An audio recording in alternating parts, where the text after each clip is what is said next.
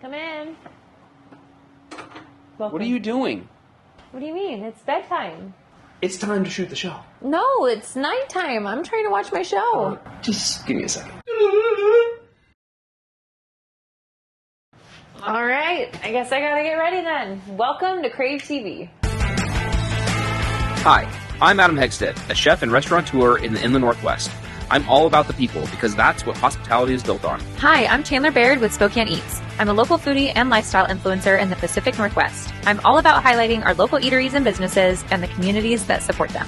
Crave TV is the telling of stories through the visiting of places and restaurants, meeting the people who make it happen, and talking to the chefs, farmers, producers, and restaurateurs who make up this amazing industry. This is Crave TV. Welcome back to another episode of Crave TV. Today we're here in Lewiston, Idaho, checking out Hell's Canyon Grand Hotel. Are you going to cook for us? We're going to chat? I'm going to put some halibut out Okay. here. Hi, welcome in. We are super excited to have you here at Meriwether's Bistro today. Adam, you and Chef are creating a little couple of special dishes. I think we got some good food coming out. Awesome. You guys go sit and I'll bring you out Really some food. I'm here with Chef Doug at Meriwether's restaurant. He's going to show us halibut dish. Halibut dish, yeah. All right, let's see what you got going on over there. All right.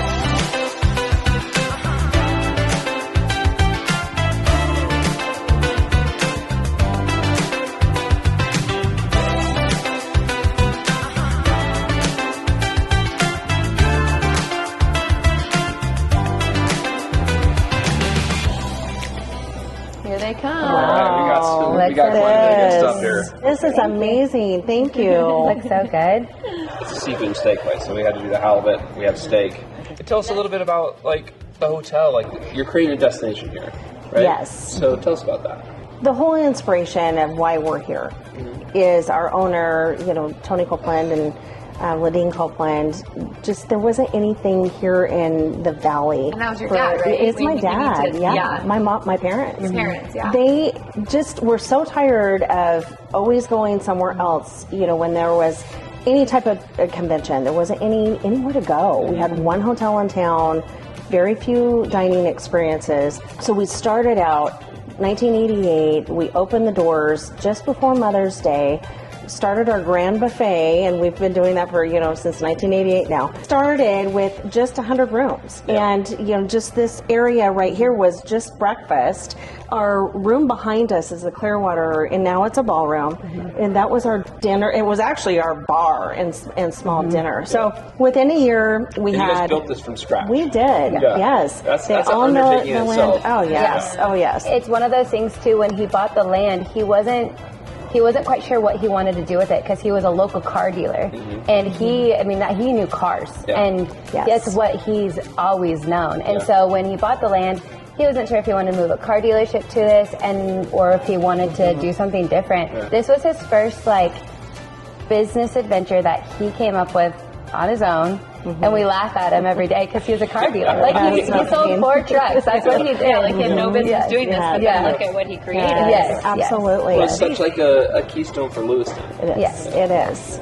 And tell us here why we are. people like to visit Lewiston. You mentioned a few things about the city. We have so much history and culture here. First of all, the Lewiston, of course, Meriwether Lewis. That's why this is called Meriwether's. And then, landed here. And, Clark went over to Clarkston, of course. But the Hell's Canyon is the deepest gorge in North America. And it is by far one of the most beautiful landmarks in the Northwest, in my opinion. Yes. Fishing is amazing. It's 365 days a year. There's golf almost 365 days a year. And then now we're the second ADA in Idaho. Just new. So it is new. That's but very it cool. isn't, because really, in all No, fairness, it's been there. Yeah. it's been there. Someone put a Well, label before on it. Prohibition, there were a lot of wine grapes here and a lot of fruit trees here. So we're bringing that back, and here we are, winery. Clearwater Canyon, and Carl and Coco were really pioneers to set the tone for the second ADA here in Idaho, and we're going to get to visit with them a little bit later I today. like that. So yes, and their wine is amazing. So lots of awards, and of course the other wineries here. I don't want to overshadow them as well, because they're really doing a fabulous job in helping create that destination. Yep. It takes a lot of people to create that culture. It sure does. People doing independent things that are risky, like building a hotel. You know, the more successful that, you know, other people are, the more successful we're going to be. Because it's bringing more people to the region, getting people excited about what's happening. Yes. Absolutely. Space for everyone. Yeah. Exactly. And I want to highlight the fact that why we're called Hell's Canyon Grand and why Meriwether. We love culture, and I think that we try to do that at the core of our business, and that's kind of why people always wonder why we called it Meriwether's Bistro. It's just like kind of a silly name in their mindset when you look at how many names you could have done, but we want culture from the moment you walk through the door till the moment you leave. Right. Yes, yeah, because we are locally owned and operated from a man that, you know, has very much impacted the culture and the vision of Lewiston. So, for sure, most definitely. You've taken over for your dad, and Yes. then your daughter is maybe going to be She taking is over. third generation, so she's in sales and marketing for sure. Sales director, and you know her husband works here, and you know it's very family oriented. And in all fairness, all of us spend a lot of time together. So even when we're not blood related, yes, you're right.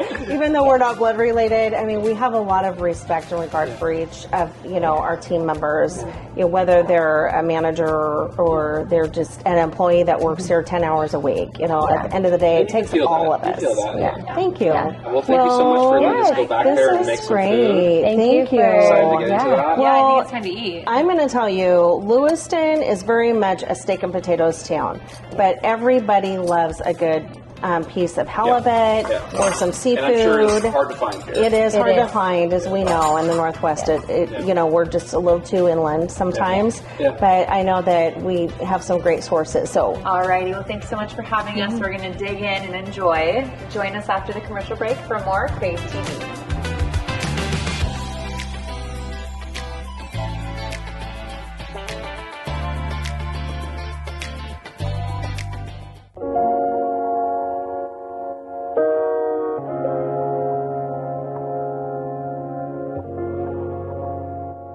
Butter olive oil? That sounds delicious. Welcome to Ampersand. Is there anything you guys would like to sample today? I don't know. Oh, yeah. What are your favorites? Well, I would really recommend either our caramelized garlic olive oil or the Sicilian lemon olive oil. Oh, those both sound good. Yeah. What do you think? Let's try both of them. All right. Gotcha. So what's the way you kind of sample these? So here's this for you. Okay. Hand it to you, and you can either just sip on it or you can dip some bread in it. And so the caramelized. That smells really good. Doesn't it? It's like roasted garlic. Good. Yes. So it comes from Italy. That's the only country of origin, which is really impressive good. in olive oil. Yeah. The caramelized garlic's great for that's using as a really marinade, drizzling over roasted potatoes, veggies, eggs. I use it for literally everything. So What's your other favorite? the Sicilian lemon, honestly. Okay. It's also a really good marinade, especially for like seafood. Give it a little bit of that citrusy taste. Your lighter meats. It's also really good in like baked goods. And it pairs excellently with our that's really good, crisp too. Anjou pear balsamic. Ooh. And yes. What do you mean baked goods? Like, how would you put this in with a baked good? So you can either like use it inside in replacement of like the butter. Yeah. And we have like little cards that tell you the Like in measurements. muffins or like yes, exactly. Like Ooh. olive Or a oil cake or cakes. something? Yes, Yeah. exactly. Blueberry muffins. That Oh, yeah, would that'd be be- so good. Yes. You have some really interesting flavors here. The wild mushroom and the sage, Yes, black oh, that- truffle. Black they're truffle, so good. yeah. Yes. Would you like And to then- try either of those ones? Why not? Why not? All right. I want to try brown butter. Yeah, Okay. there you go. Butter, olive oil. Oh, this one's really good. In my opinion, it tastes exactly like real butter. It could be a little sweeter as Yeah. well than the actual So you butter. kind of have like almost like a vegan sort of. Yeah. Yes, they are dairy-free, gluten-free, and they're Oh, yeah, that's vegan-friendly. really good. Yes, that one's really great. You can make some like mixed nuts, roast them, drizzle that over Oh it. yeah, Popcorn. that sounds really good. Oh, popcorn. I was that just would be- thinking, this smells like movie theater butter Yes, popcorn. exactly. Oh, It's that's also really good. really Oh my good gosh, yeah, in give that a sea smell. salt caramel cookies. Oh yeah, that sounds really good. Yes. So ideally, people come in, try their favorites, and then you choose one of these bottles and you fill it. Yes, absolutely. And you also have balsamic here too. Yes. So tell us a little bit about that. What are your fix- favorites? Okay. Yeah. My favorite, honestly, is the crisp Anjou pear. I like it in Greek yogurt, just a little Greek yogurt, some Mm-hmm. oats, mix it up. It's really yummy. It's also a pretty good marinade, especially if you like a little bit of sweeter meats. I put it on my steak after we cook it, and it's really good. Yeah, and it has like a really good viscosity to it too. Yes, it's nice and thick, so that's the yeah, barrel really good. aged. It was aged in a barrel for 8 to 10 years, and that's where wow. the thickness and extra really, sweetness really comes. good. Super Yeah, good. isn't So it? flavorful. Yes. And You I can put it heard like in soda water to like make sort of like Yeah, exactly, or kombucha style. margaritas and things like that. Yeah. put this in soda water. Yeah. Yeah. It And then you sounds, drink it. Yes, it sounds weird, It's but like it's actually drinking really vinegar. good. Okay, we're gonna have to try that later. Yeah, we will for sure. Yes, you can also my choose it gosh. over ice cream. So Oh, that would be really good too. Yeah, and What then else should we try? I'm gonna have you try this barrel aged dark balsamic. Okay. And so it doesn't have like it's not infused with specific flavors or anything like that, but it's still a little sweet and it's also thicker because again it's barrel aged. Okay, I'm ready for this one now. Yes. This and sounds good. It pairs very nicely with the caramelized garlic. Again, making the marinades, of course, salad dressings, everything. We're eating all your bread that's samples. really good. Yeah, that's okay. We can refill it. Oh yeah, I love that. Yeah, it's such an interesting combination. You have like the garlic and tamari. Oh yes. Like that sounds really good. You have bourbon, which obviously would make really good cocktail. Yes. We gotta try your black garlic tamari. Okay, Okay, let's yes, do that. that's Yeah. definitely one of my favorites as well. If you like soy sauce, you'll be a huge fan of this one. Okay. We'll set it here.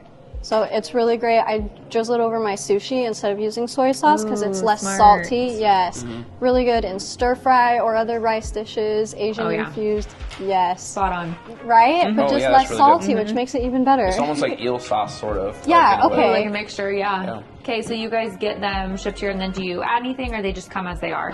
So they come from the country of origin. So like the example, our infused olive oil is from Italy, and then they send it from Italy to Montana, where in Montana it gets infused and then shipped to us. Yeah, very cool. Yes, it's all naturally infused as well. There's no artificials, preservatives, chemicals, or anything like that. And then you guys have some cooking classes you do here as well? Yes, we do. We do them. So this month they were every Tuesday and Thursday. They start at 6 o'clock and go until 8 o'clock. You get a 4-course meal, and you sit at the back counter over there, and Oh, the wow. chef is in front of you and sounds kind very of cool. teaches you everything. Yeah, we Cool. use a lot of Ampersand products. That way we can teach our customer base, like, oh, you could do this with them or that, because they're all very versatile. So. Should we go check it out? Yeah, and we're going to go see some charcuterie and wine. Yes, See- I think Alyssa has a little more info on that for Okay, you. let's go do it. Cool, thank you. Yeah, Okay, thank you so much. Of course. Hey, how's it going? Good, how are you? Good. I heard you got some great wine selection over here. We do, yes. We have a huge selection of both reds and whites, and we have some pre-chilled in our fridge as well that you can nice, take okay. home and enjoy. We offer buying the bottle and enjoying a glass in our seating area that's right behind me. Oh, yeah, we saw that. It looks really cool. Yeah, we It's a also good place to hang out. Yes, for sure. It's very calm, It chill. looks like you have some local stuff and some stuff that's imported. Yes, we do. We have Okay. a pretty good selection of just about everywhere you can think of. Italy, France, Germany, local. We have some basalt cellars as well. That's cool. And then you have charcuterie as We well? do, yes. We can make a charcuterie board here in store, or you can order them online as well. Cool. Yeah. And then you How can does just, this- so you can just get a bottle of wine, go hang out over there, have some charcuterie, hang out in the little bodega area. Yeah. I like that. Yeah. Yeah, how does it pair with the vinegars? Like, what's the... So our charcuterie boards always have a balsamic vinegar with them, Okay. and we also pair them with a baguette that we put the extra virgin olive oil Yeah. on, and then we put in the oven, so you kind of get the infusion of that. Yeah. And the wines also pair with some of the balsamics as well. Okay. White wines typically go with the white balsamics, and red wines typically go with the dark balsamics. sense. Yeah. Yeah, so it's cool. You can like shop and eat. It's Yes. like kind of make it a whole experience. Sample, Yeah, like, exactly. this is a fun store to come into. For sure. Yes. And Yeah. you've got all the other trinkets, cookbooks, cooking supplies. Yeah. Yeah. I'm going to do some damage in here. Happy to hear it. Yeah. I think I'm going to get charcuterie. Yeah, for sure. Cool. Well, thank you so much. Yeah, we got to try your charcuterie. We want to sit and hang out. It's kind of a gloomy day, so we're going to just Perfect time to chill. be inside. Yeah. And enjoy a glass of wine. Yeah, for sure. Join us after the commercial break for more Crave TV.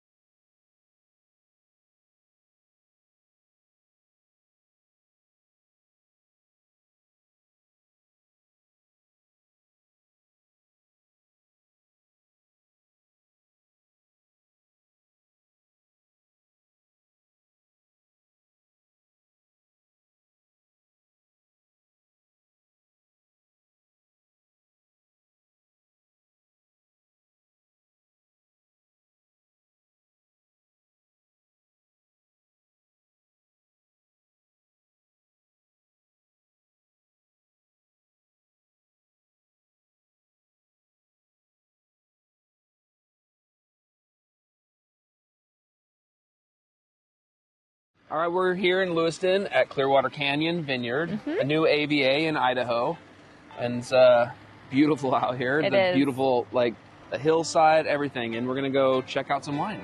Let's go. See where they store it. Let's Okay. do it. Hey. Hey, thanks for coming. What's going on here? Well, we make wine in the LC Valley. Why here in Lewiston?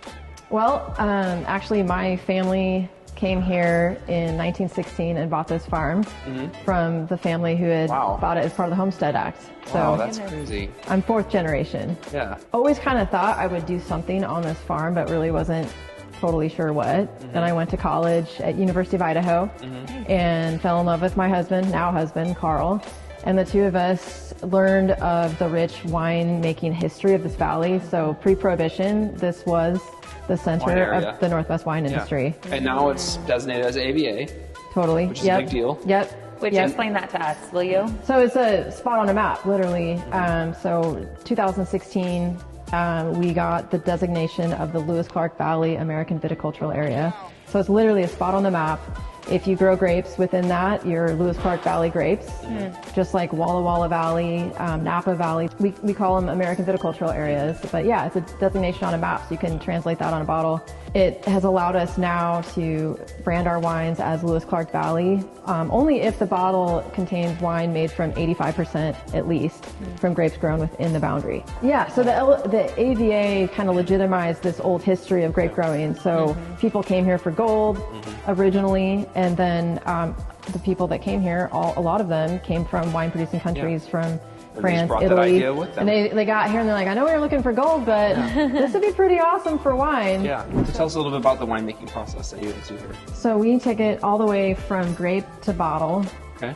We grow about 30% of our production outside in our estate vineyard. We buy grapes also from around the Lewis-Clark Valley and beyond. Bring it in. We do all small format fermentations. Finish up with fermentation. We press. Comes with the reds, we go straight to barrel, age, blend, do all the work right in here.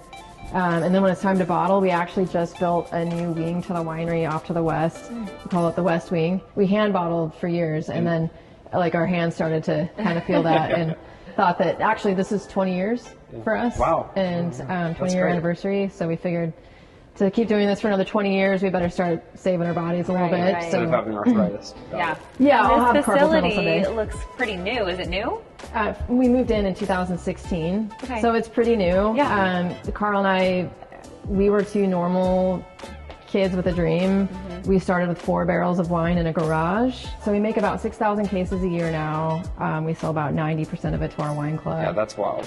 It's been a slow go. Like it took a long time to slowly and organically build that audience. I think we need to go try some. Yeah, let's do the tasting room. Okay, let's do it. Okay. All right, so here it is. The fruits of your labor. Yeah. Right? Yeah. Literally. All the Like that? little Like things that? we do. Yeah. Usually I don't have a sip with customers, but You should. I'm gonna do You it should. this It's a time. special Yeah. occasion. Show us a couple of your favorites. Yeah, some of my very favorites. So this is our estate Syrah, Okay.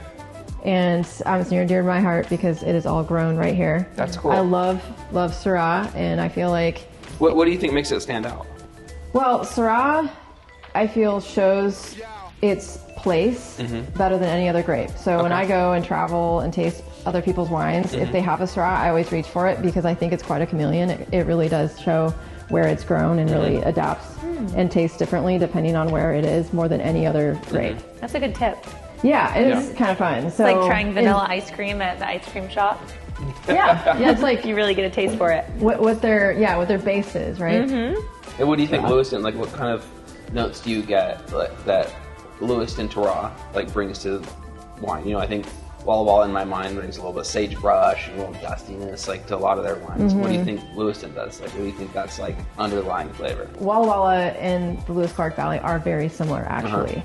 So the soil of Walla Walla, the majority of the fine wines that are grown there are on a silt loam, specifically called an Well, that makes sense. It's a olefin. valley, right? It's a valley, Yeah, and a lot of that is wind blown, and just like us. So it's the same exact weird soil series called the olefin soil series of much of that area, and we are too.